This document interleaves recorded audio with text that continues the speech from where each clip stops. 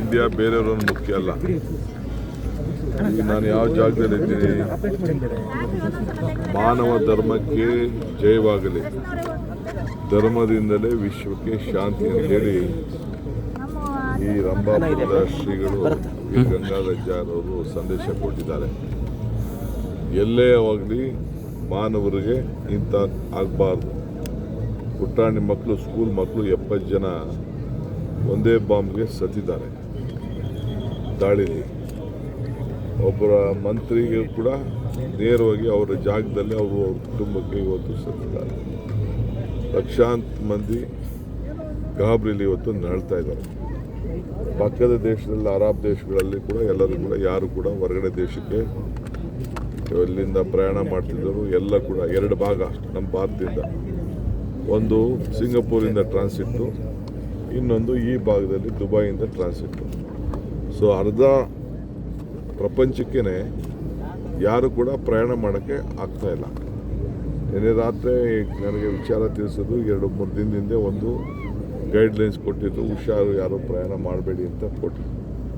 ಅದೇನೇ ಇರಲಿ, ಇದು ಶಾಂತಿ ಮೂಡಿಸ್ಬೇಕು. ಇಡೀ ನಾವೆಲ್ಲ ಶಾಂತಿಗೋಸ್ಕರ ಪಠಣ ಮಾಡಬೇಕು.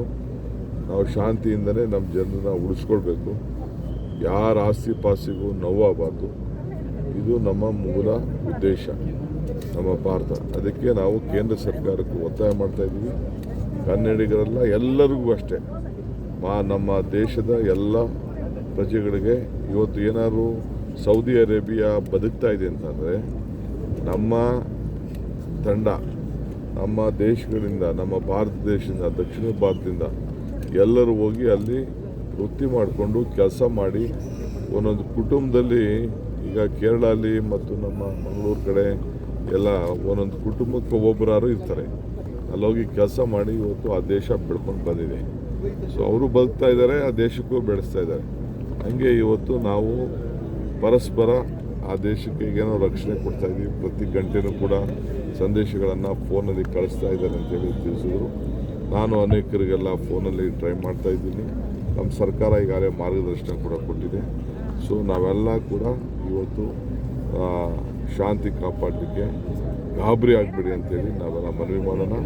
ಖಂಡಿತ ಇವತ್ತು ಭಾರತಕ್ಕೆ ಒಂದು ದೊಡ್ಡ ಗಂಡಾಂತರ ಇದರಿಂದ ಬಂದಿದೆ.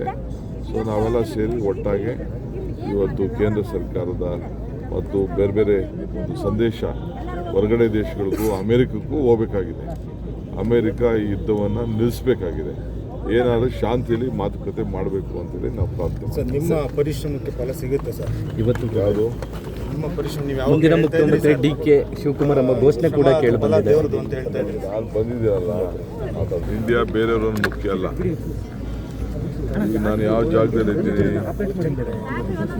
ಮಾನವ ಧರ್ಮಕ್ಕೆ ಜಯವಾಗಲಿ, ಧರ್ಮದಿಂದಲೇ ವಿಶ್ವಕ್ಕೆ ಶಾಂತಿ ಅಂತೇಳಿ ಈ ರಂಭಾಪುರದ ಶ್ರೀಗಳು ವಿ ಗಂಗಾಧರವರು ಸಂದೇಶ ಕೊಟ್ಟಿದ್ದಾರೆ. ಎಲ್ಲೇ ಆಗಲಿ ಮಾನವರಿಗೆ ಇಂಥ ಆಗಬಾರ್ದು. ಪುಟ್ಟಾಣಿ ಮಕ್ಕಳು, ಸ್ಕೂಲ್ ಮಕ್ಕಳು 70 ಜನ ಒಂದೇ ಬಾಂಬ್ಗೆ ಸತ್ತಿದ್ದಾರೆ ದಾಳಿಲಿ. ಒಬ್ಬರ ಮಂತ್ರಿಗೆ ಕೂಡ ನೇರವಾಗಿ ಅವರ ಜಾಗದಲ್ಲಿ ಅವರು ಅವ್ರ ಕುಟುಂಬಕ್ಕೆ ಇವತ್ತು ಸತ್ತಿದ್ದಾರೆ. ಲಕ್ಷಾಂತರ ಮಂದಿ ಗಾಬರಿಲಿ ಇವತ್ತು ನರಳ್ತಾ ಇದ್ದಾರೆ.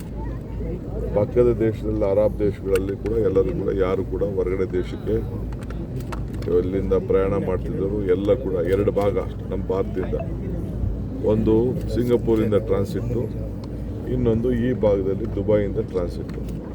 ಸೊ ಅರ್ಧ ಪ್ರಪಂಚಕ್ಕೇ ಯಾರು ಕೂಡ ಪ್ರಯಾಣ ಮಾಡೋಕ್ಕೆ ಆಗ್ತಾಯಿಲ್ಲ. ನಿನ್ನೆ ರಾತ್ರಿ ನನಗೆ ವಿಚಾರ ತಿಳಿಸೋದು 2-3 ದಿನದಿಂದ ಒಂದು ಗೈಡ್ಲೈನ್ಸ್ ಕೊಟ್ಟಿದ್ದು, ಹುಷಾರು, ಯಾರು ಪ್ರಯಾಣ ಮಾಡಬೇಡಿ ಅಂತ ಕೊಟ್ಟಿದ್ದು. ಅದೇನೇ ಇರಲಿ, ಇದು ಶಾಂತಿ ಮೂಡಿಸ್ಬೇಕು. ಇಡೀ ನಾವೆಲ್ಲ ಶಾಂತಿಗೋಸ್ಕರ ಪಠಣ ಮಾಡಬೇಕು. ನಾವು ಶಾಂತಿಯಿಂದಲೇ ನಮ್ಮ ಜನರನ್ನ ಉಳಿಸ್ಕೊಳ್ಬೇಕು. ಯಾರ ಆಸ್ತಿ ಪಾಸ್ತಿಗೂ ನೋವಾಗಬಾರ್ದು. ಇದು ನಮ್ಮ ಮೂಲ ಉದ್ದೇಶ, ನಮ್ಮ ಭಾರತ. ಅದಕ್ಕೆ ನಾವು ಕೇಂದ್ರ ಸರ್ಕಾರಕ್ಕೂ ಒತ್ತಾಯ ಮಾಡ್ತಾ ಇದ್ದೀವಿ. ಕನ್ನಡಿಗರೆಲ್ಲ ಎಲ್ಲರಿಗೂ ಅಷ್ಟೇ, ನಮ್ಮ ದೇಶದ ಎಲ್ಲ ಪ್ರಜೆಗಳಿಗೆ ಇವತ್ತು ಏನಾದರೂ ಸೌದಿ ಅರೇಬಿಯಾ ಬದುಕ್ತಾ ಇದೆ ಅಂತಂದರೆ, ನಮ್ಮ ತಂಡ ನಮ್ಮ ದೇಶಗಳಿಂದ, ನಮ್ಮ ಭಾರತ ದೇಶದಿಂದ, ದಕ್ಷಿಣ ಭಾರತದಿಂದ ಎಲ್ಲರೂ ಹೋಗಿ ಅಲ್ಲಿ ವೃತ್ತಿ ಮಾಡಿಕೊಂಡು ಕೆಲಸ ಮಾಡಿ ಒಂದೊಂದು ಕುಟುಂಬದಲ್ಲಿ, ಈಗ ಕೇರಳಲ್ಲಿ ಮತ್ತು ನಮ್ಮ ಮಂಗಳೂರು ಕಡೆ ಎಲ್ಲ ಒಂದೊಂದು ಕುಟುಂಬಕ್ಕೆ ಒಬ್ಬೊಬ್ಬರಾರು ಇರ್ತಾರೆ. ಅಲ್ಲೋಗಿ ಕೆಲಸ ಮಾಡಿ ಇವತ್ತು ಆ ದೇಶ ಬೆಳ್ಕೊಂಡು ಬಂದಿದೆ. ಸೊ ಅವರು ಬದುಕ್ತಾ ಇದ್ದಾರೆ, ಆ ದೇಶಕ್ಕೂ ಬೆಳೆಸ್ತಾ ಇದ್ದಾರೆ. ಹಾಗೆ ಇವತ್ತು ನಾವು ಪರಸ್ಪರ ಆ ದೇಶಕ್ಕೆ ಏನೋ ರಕ್ಷಣೆ ಕೊಡ್ತಾ ಇದ್ದೀವಿ. ಪ್ರತಿ ಗಂಟೆನೂ ಕೂಡ ಸಂದೇಶಗಳನ್ನು ಫೋನಲ್ಲಿ ಕಳಿಸ್ತಾ ಇದ್ದಾರೆ ಅಂತೇಳಿ ತಿಳಿಸಿದ್ರು. ನಾನು ಅನೇಕರಿಗೆಲ್ಲ ಫೋನಲ್ಲಿ ಟ್ರೈ ಮಾಡ್ತಾ ಇದ್ದೀನಿ. ನಮ್ಮ ಸರ್ಕಾರ ಈಗಾಗಲೇ ಮಾರ್ಗದರ್ಶನ ಕೂಡ ಕೊಟ್ಟಿದೆ. ಸೊ ನಾವೆಲ್ಲ ಕೂಡ ಇವತ್ತು ಶಾಂತಿ ಕಾಪಾಡಲಿಕ್ಕೆ ಗಾಬರಿ ಆಗಬೇಡಿ ಅಂತೇಳಿ ನಾವೆಲ್ಲ ಮನವಿ ಮಾಡೋಣ. ಖಂಡಿತ ಇವತ್ತು ಭಾರತಕ್ಕೆ ಒಂದು ದೊಡ್ಡ ಗಂಡಾಂತರ ಇದರಿಂದ ಬಂದಿದೆ. ಸೊ ನಾವೆಲ್ಲ ಸೇರಿ ಒಟ್ಟಾಗಿ ಇವತ್ತು ಕೇಂದ್ರ ಸರ್ಕಾರದ ಮತ್ತು ಬೇರೆ ಬೇರೆ ಒಂದು ಸಂದೇಶ ಹೊರಗಡೆ ದೇಶಗಳಿಗೂ ಅಮೇರಿಕಕ್ಕೂ ಹೋಗಬೇಕಾಗಿದೆ. ಅಮೇರಿಕ ಈ ಯುದ್ಧವನ್ನು ನಿಲ್ಲಿಸಬೇಕಾಗಿದೆ. ಏನಾದರೂ ಶಾಂತಿಯಲ್ಲಿ ಮಾತುಕತೆ ಮಾಡಬೇಕು ಅಂತೇಳಿ ನಾವು ಪ್ರಾರ್ಥನೆ ಸರ್, ನಿಮ್ಮ ಪರಿಶ್ರಮಕ್ಕೆ ಫಲ ಸಿಗುತ್ತೆ ಸರ್. ಇವತ್ತು ಯಾವುದು ನಿಮ್ಮ ಪರಿಶ್ರಮ ನೀವು ಮುಂದಿನ ಮುಖ್ಯಮಂತ್ರಿ DK ಶಿವಕುಮಾರ್ ಎಂಬ ಘೋಷಣೆ ಕೂಡ ಕೇಳಿ ಬಂದಿದೆ. ದೇವರದು ಅಂತ ಹೇಳ್ತಾ ಇದ್ದೀರಿ. ನಾನು ಬಂದಿದ್ದೀರಲ್ಲ